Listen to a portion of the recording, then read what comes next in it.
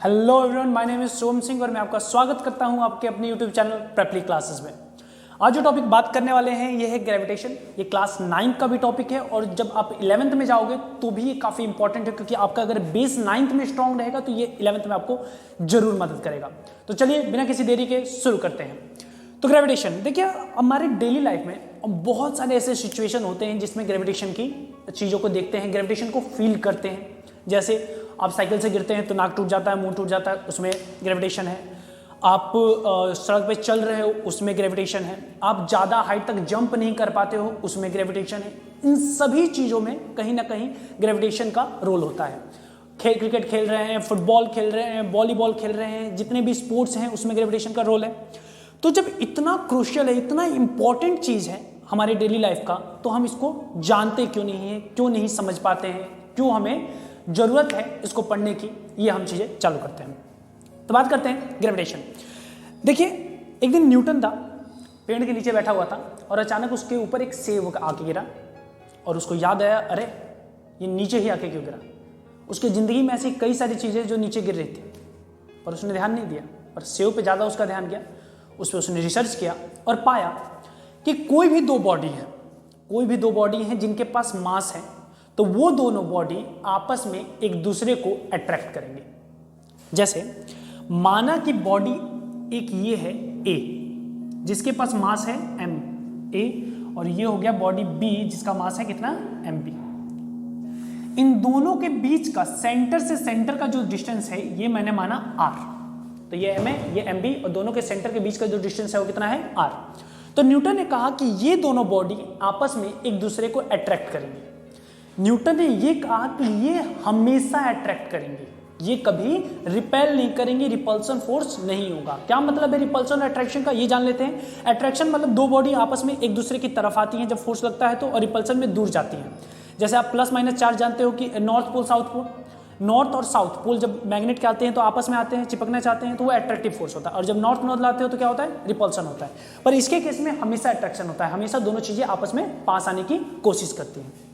तो न्यूटन ने ये कहा कि इसके बीच में जो फोर्स लगेगा, इन दोनों का फोर्स लगेगा, वो डायरेक्टली प्रोपोर्शनल होगा M A and M B. यानी जैसे जैसे प्रोडक्ट का मास बढ़ाओगे उतना ज्यादा फोर्स बढ़ेगा। जैसे मान लो मैं हूं और मेरा कोई दोस्त है रमेश, और मेरे और रमेश के बीच में जो ग्रेविटेशन फोर्स होगा वो कम होगा मेरे और धरती के बीच में ग्रेविटेशन फोर्स के। क्यों? क्योंकि जो धरती का मास है और मेरा मास है, जब दोनों का कंबाइंड मल्टीप्लाई करूंगा तो बहुत ज्यादा आएगा, इसलिए फोर्स भी ज्यादा होगा। और न्यूटन ने ये कहा कि ये इनवर्सली प्रोपोर्शनल होगा आर स्क्वायर के, यानी जैसे जैसे आर बढ़ाओगे वैसे वैसे एफ कम होगा।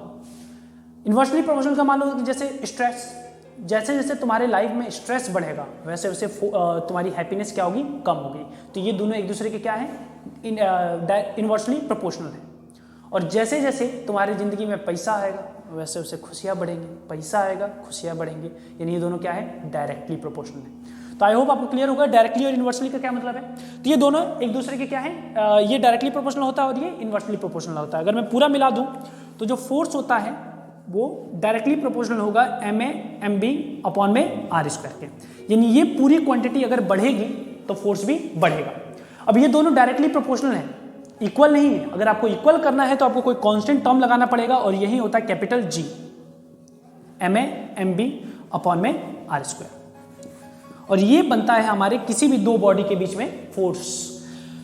जी जो होता है इसकी वैल्यू होती है 6.67 इंटू 10 की पावर -11 न्यूटन मीटर स्क्वायर पर केजी स्क्वायर। आप नानी के घर पे जाओगे तो भी यही होगा, चांद पे जाओगे तो भी ये होगा, थैनोस के ग्रह पे जाओगे तो भी यही होगा, कहीं भी ये जी की वैल्यू चेंज नहीं होती। क्योंकि इसीलिए इसको कहा जाता है universal law of gravitation. Universal law of gravitation क्यों कहा जाता है कि आप किसी पे भी जाओगे, जादू वाले एलियन जो जादू था हमारे, कोई मिल गया मैं उसके घर पे जाओगे, वहां पे भी जो फोर्स का फॉर्मूला होगा यही होगा। यहाँ पे रहोगे तो भी ये होगा, नॉर्थ पोल पे जाओगे तो भी यही होगा, चांद पे जाओगे तो भी यही होगा, कहीं भी चले जाओ पूरे यूनिवर्स में ये जो फोर्स का फॉर्मूला है, ये जो कॉन्सेप्ट है, कभी चेंज नहीं होने वाला। इसीलिए इसको कहा जाता है यूनिवर्सल लॉ ऑफ ग्रेविटेशन। और यूनिवर्सल ग्रेविटेशनल कांस्टेंट कहा जाता है इस कैपिटल जी को। तो यहां से हमारा ये फॉर्मूला बनता है। अब जो कॉन्सेप्ट आता है कभी कभी कंफ्यूज करता है, कभी कभी हम यूज करते हैं ग्रेविटेशन और कभी कभी यूज कर लेते हैं ग्रेविटी। अब भाई दोनों में फर्क क्या है, कहीं ग्रेविटेशन कहीं ग्रेविटी क्यों, चाचा का राज थोड़ी चल रहा है, कभी कुछ भी यूज कर लो। नहीं, क्योंकि ग्रेविटेशन किसी भी दो बॉडी के बीच का फोर्स होता है। लाइक बॉडी ए है एंड बॉडी बी है, इन दोनों के बीच में फोर्स लगेगा तो उसको ग्रेविटेशन फोर्स कहेंगे। पर उन दोनों बॉडी में से अगर एक बॉडी भी अर्थ है, एक ही बॉडी हो सकती है, दो अर्थ तो हो नहीं सकता, तो कोई भी एक बॉडी अगर अर्थ है तो उन दोनों के बीच में जो फोर्स लगेगा उसको कहते हैं ग्रेविटी।